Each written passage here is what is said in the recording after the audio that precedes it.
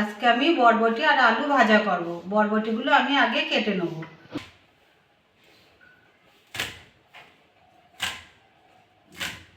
এরকম করে সব কেটে নেব।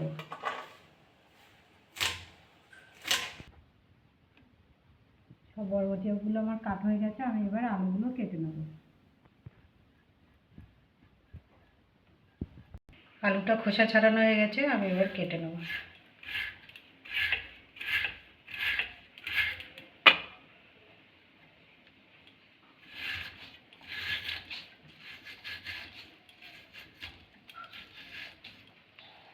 এরকম করে সবগুলো কেটে নেব।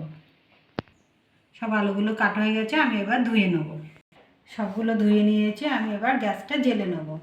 গ্যাসটা জ্বেলে কড়াটা বসিয়ে দিয়েছি। কড়াটা গরম হয়ে গেছে, আমি সরষের তেল দিয়ে দেবো। তেলটা গরম হয়ে গেছে, গোটা জিরে ফোড়ন দেবো।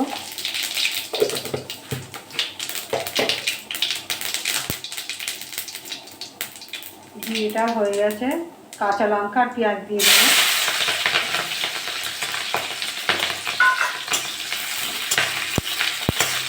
পেঁয়াজ আর লঙ্কাটা একটু ভাজা করে নেব।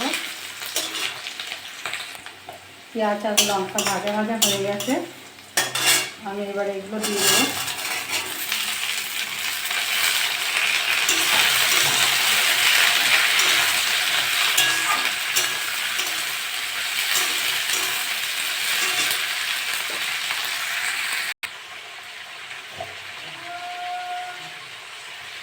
হলুদ দিয়ে দেবো।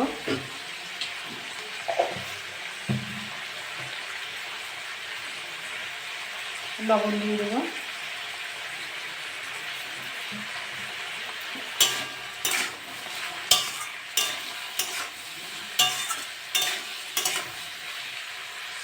ভাজাটা একটু সামান্য একটু চিনি দেবো। মিষ্টিটা আপনারা না খেলে দেবেন না, একটু মিষ্টিগুলো ভাজাতে একটু ভালো লাগে।